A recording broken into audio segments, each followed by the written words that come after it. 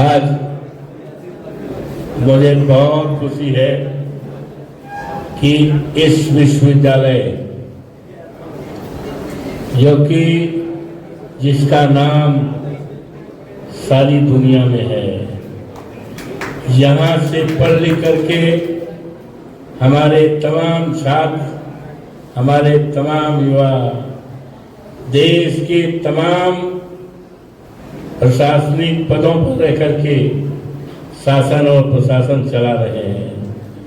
ऐसे विश्वविद्यालय में मैं आप सबका हार्दिक अभिनंदन करता हूं और आप सबके भविष्य के उज्जवल कामना करता हूं कि आप आगे बढ़ें और समाज में अगली कतार में बैठने लायक बने, देश और समाज का सम्मान करें। ये मैं आपसे आपके प्रति मेरा आशीर्वाद है। मैंने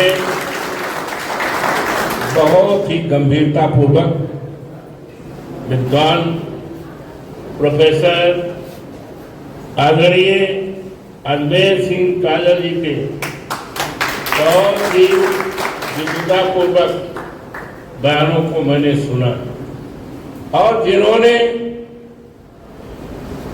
देश में क्या हो रहा है, देश में क्या होने जा रहा है और देश में क्या हुआ है आजादी के बाद और आजादी के पहले बहुत अच्छे ढंग से बताने का, समझाने का और ज्ञान देने का काम किया है। हम इनके प्रति बहुत आभारी हैं। इन्होंने बहुत अच्छी बातें रखा है, लेकिन जब आप मंडल और कमंडल की बात कर रहे हैं, ये कमंडल अभी आपका पीछा नहीं छोड़ेगा। आपको मंडल को आगे रखना पड़ेगा और आगे बढ़ाना पड़ेगा। इसके लिए चाहे जितना संघर्ष करना पड़ेगा, आज आपको संकल्प लेना है। आज इस शानदार सभा में या शानदार सम्मेलन में दूसरे प्रोफेसर हैं हमारे आदरणीय हरीश जी, इनका क्यों नहीं भाषण कराया गया? कब? पहले पानी बरस रहा था भाई। आजा ठीक।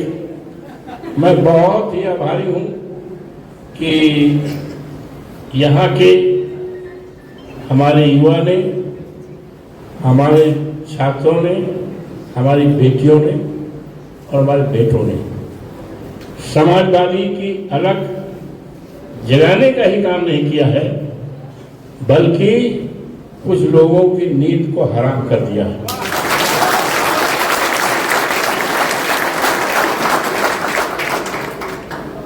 जहां तक मेरे चुनाव जीतने का सवाल है और मैं आपके सामने बहुत ही विनम्रतापूर्वक बात रखना चाहता हूं। हमारे नेता और कल के हिंदुस्तान के भविष्य, कल के हिंदुस्तान की उम्मीद आदरणीय अखिलेश यादव जी ने हमें 6 महीने पहले कहा था कि आपको अयोध्या से चुनाव लड़ना है और आप ही जीतेंगे और चाहे जो भी लड़ेगा। तो मैंने कहा हम तो मानव अभी एमएलए हैं, अभी सारा बाकी है। नहीं, आपके लड़ने से भारतीय जनता पार्टी का कोई भी लड़ेगा, उनका इशारा था कोई भी का, मोदी जी की।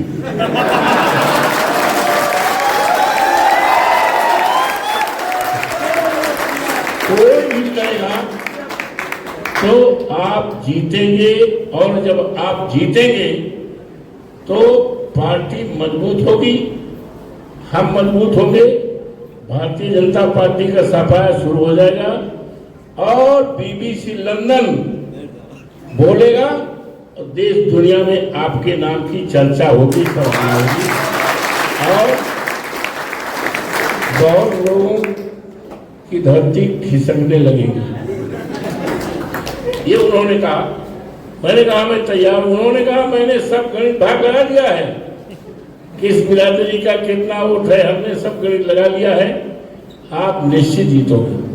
और ये बात जो उन्होंने 6 महीने पहले कहा था, before announcing my name as a candidate from Faizabad Ayodhya, ये 15 मई को at the time of election 20 तारीख को वोट पड़ा था। 15 मई को लाखों की भीड़ थी, वो मेरी सराहना करने लगे कि कई बार के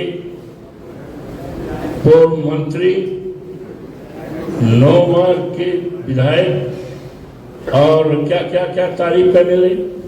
आपके बहुत प्रिय नेता और पूर्व विधायक तो मैंने कहा मैं तो विधायक हूं, मिल्कीपुर से मैं विधायक हूं। नहीं नहीं नहीं नहीं, तो ठीक है, अब आप सांसद हो गए हैं। तो इट वॉज हिज कॉन्फिडेंस, उनका विश्वास था, उनका फुल कॉन्फिडेंस था। और जो कॉन्फिडेंस 6 महीने पहले राइज हुआ था, जिसके आधार पर मुझे उन्होंने कहा आप चुनाव जीतेंगे, 6 महीने बाद वही कॉन्फिडेंस बोल गया, लाखों लोगों की भीड़ के सामने बोल गए। तो ये है। और उस समय चर्चा थी चुनाव में, देश के लोगों की निगाहें लगी थी अयोध्या की तरफ, दुनिया के लोगों की निगाहें अयोध्या की तरफ लगी थी, क्योंकि हमारी ये सीट जो है चौवन फैजाबाद, ये अयोध्या के नाम से।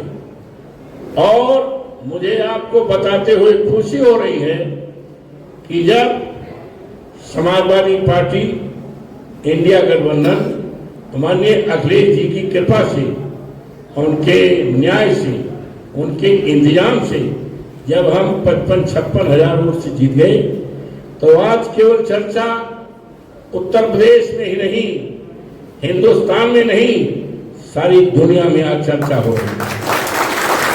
और लोकसभा में भी जब मैं पहली बार घुसा और अब भी जब कुछ लोग जय श्री राम के नारे लगाए तो इधर से लगाया गया जय अवधेश, और पूरी तरह से भारतीय जनता पार्टी की नींद हराम हो चुकी है, नींद हराम हो चुकी है।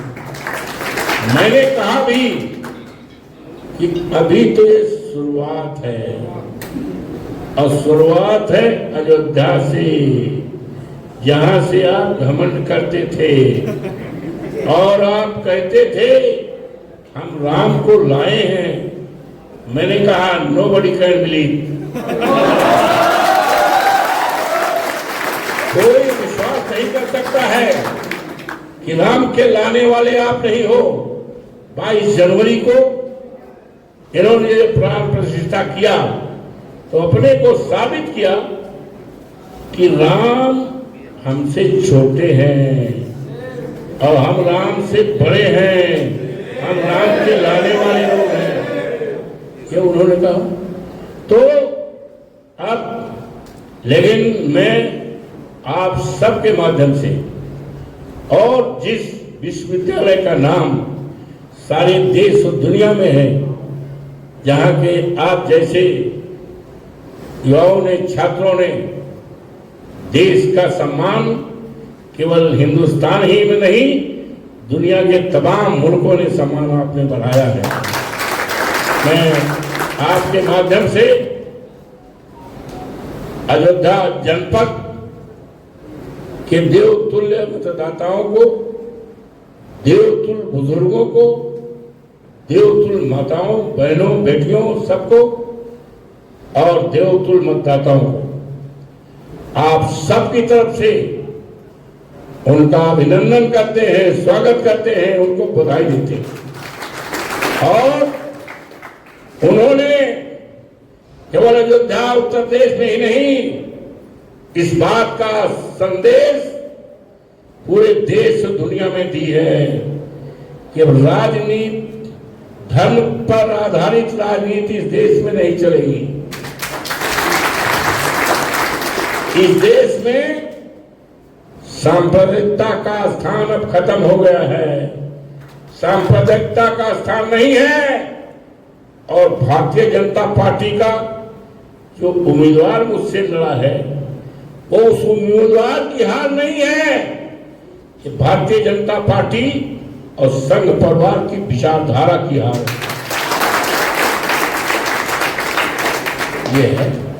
और जिस तरह से अयोध्या के लोगों को ठगा गया है, मैंने कहा कि भारतीय जनता पार्टी ने अयोध्या के नाम पर, प्रभु श्री राम के नाम पर राजनीति की है, व्यापार किया है, लोगों को बर्बाद किया है, ठगने का काम किया है, लोगों के घरों को गिराने का काम किया।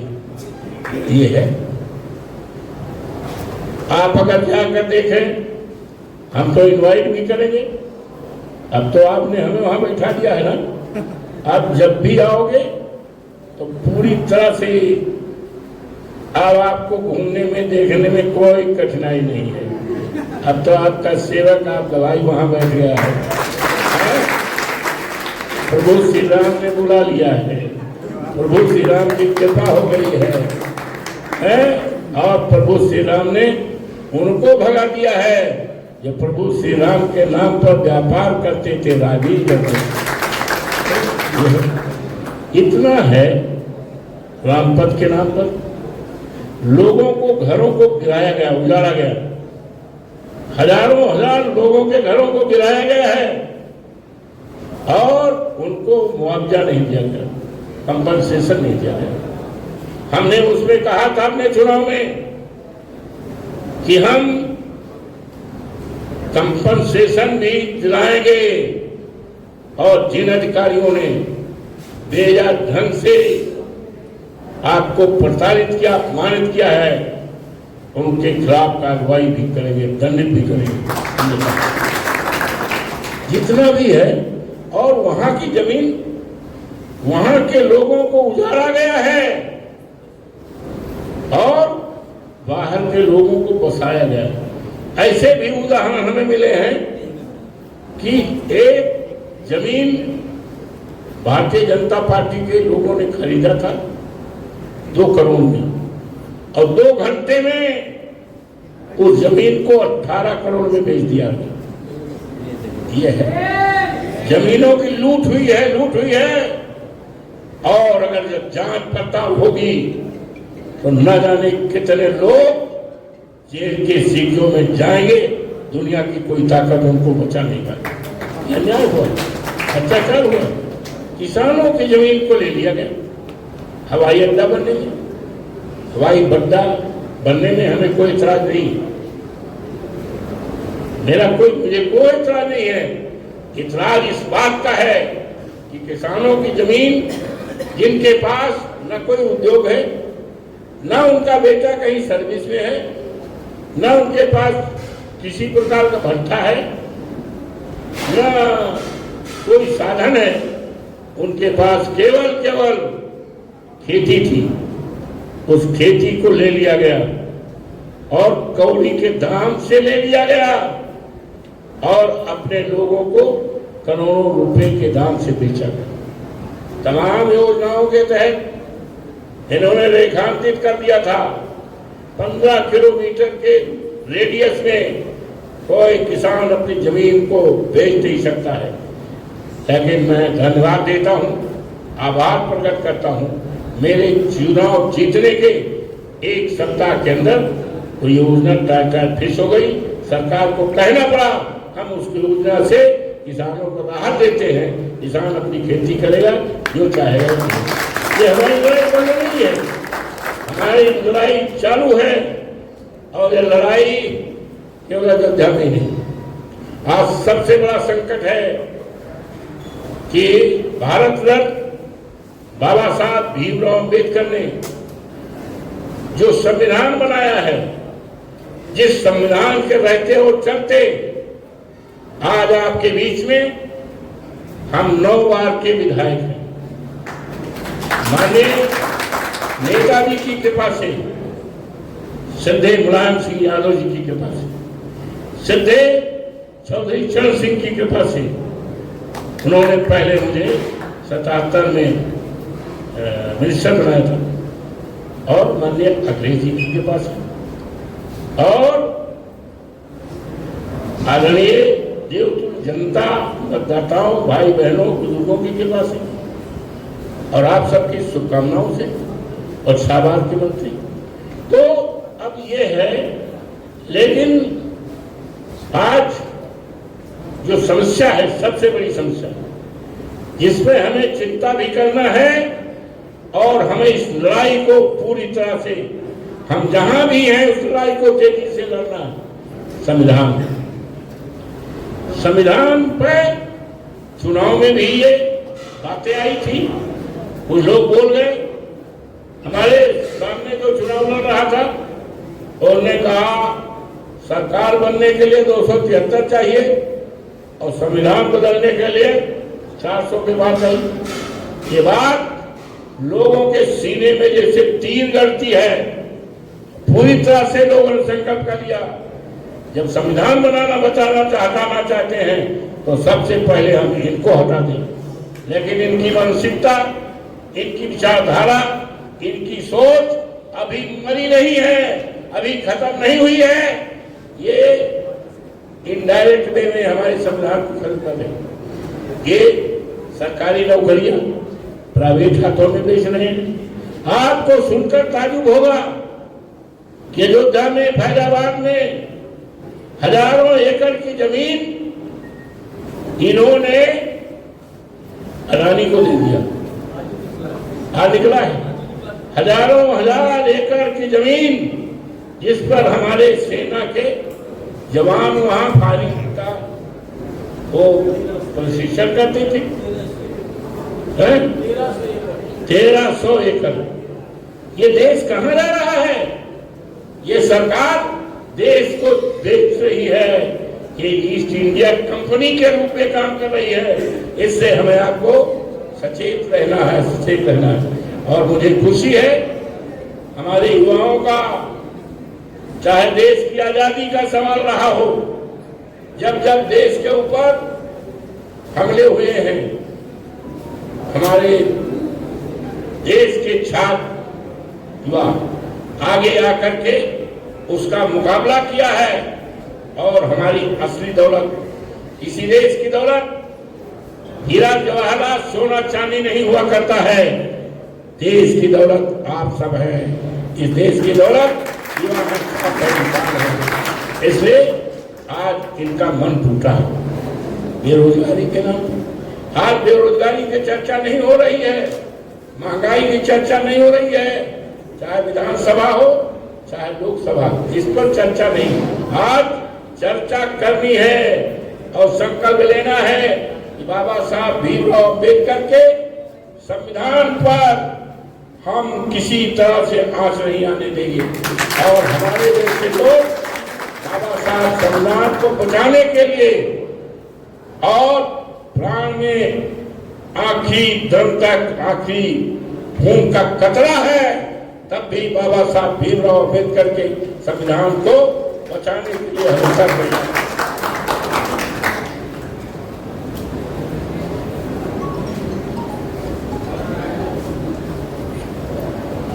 और मुझे इस बात की जानकारी है, मिली है आज भी दी जा रही है कि इस विश्वविद्यालय में जिसका नाम कि इसका शुरुआत तो 69 में हुआ था, 69 है, और जिसका हिंदुस्तान के तमाम विश्वविद्यालयों में इसका नाम, इसका सम्मान आगे है।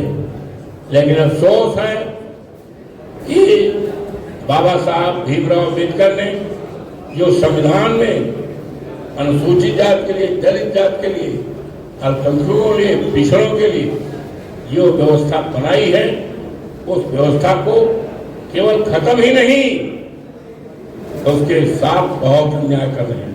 यहाँ भी हमें जानकारी मिल रही है कि हमारे जो दलित बिरादरी के छात्र हैं, छात्राएं हैं, बेटियां हैं, और उनके साथ भेदभाव किया जा रहा है। ये बहुत ही अन्याय है, अत्याचार है। इसकी निंदा शब्दों में नहीं, इसके लिए संघर्ष करना है। और हम आपको यकीन विश्वास दिलाते हैं, इस भेदभाव को खत्म करने के लिए हम पूरी तरह से हम अपने नेता माननीय अखिलेश जी से बात करेंगे, और वो भी आने वाले थे, धर्मेंद्र यादव बात करेंगे। और इस बात को, हालांकि अब सदन की कार्रवाई तो 2-1 दिन में है, लेकिन बात करेंगे आज ही कल, इसको उठाएंगे। और मैं फिर वचन देता हूं आपके बीच बैठने का, आपसे राय बात लेने के लिए मेरा मन फिर कहेगा हम आपके आएंगे। अन्याय खत्म होगा, अत्याचार खत्म होगा, और तब तक नहीं खत्म होगा तब तक हमें आपको संघर्ष करना है।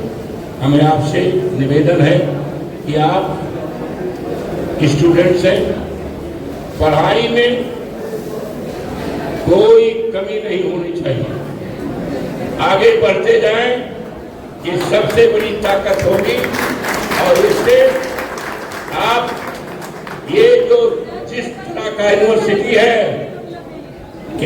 है जेएनयू, इसमें दाखिला हो जाता है तो ये कहा जाता है लड़का IAS हो गया, लड़का IPS हो गया। बहुत महत्वपूर्ण दाखिला के अंदर ही बहुत महत्वपूर्ण आपकी पहचान हो जाती है। इसलिए जो आपकी पहचान है, नाम है, उस पहचान को और आगे बढ़ाइए। हम पूरी तरह से, और जो आज मंडल का जो आपने रखा है, ये तो 89 में, और उसके पहले हम लोग संघर्ष कर चुके हैं। जब ये लागू हुआ था, हमारा घर जला दिया गया था। हम उस समय मिनिस्टर थे, मेरी गाड़ी पे जानलेवा हमला भी हुआ था, जानलेवा हमला हुआ था, और हमारा घर फूंक दिया गया था। तो हम लोग तो संघर्ष से, और ऐसी पार्टी से हम हैं। माननीय मुलायम सिंह यादव एक व्यक्ति के साथ एक विचारधारा थी, एक आंदोलन के कोख से हम निकले हैं। हमारी पार्टी समाजवादी पार्टी निकली है। मुझे खुशी है कि हमारे नेता माननीय अखिलेश यादव जिस मसाल को आदरणीय मुलायम सिंह जी ने, सिद्धेश चौधरी चरण सिंह ने जिस मसाल को जलाया था, उस मसाल को लेकर हमारे नेता आदरणीय अखिलेश यादव पूरे देश में जा रहे हैं। अन्याय अत्याचार को खत्म करेंगे और समतामूलक समाज बनाएंगे। इन शब्दों के साथ आज बुलाया। ये आज का दिन मेरे जिंदगी के इतिहास में हमेशा याद रहेगा, दिखा रहेगा। और हम फिर आपके बीच आने का, आप लोगों ने मेरा सम्मान बढ़ाया। आपके प्रति जितनी सराहना की जाए शब्द नहीं है सराहना, ये आपका भाव, आपका सम्मान मेरे दिल में हो गया। आप लोग मेरे दिल में राज करने लगे हो। आप सबको मैं बहुत बहुत धन्यवाद।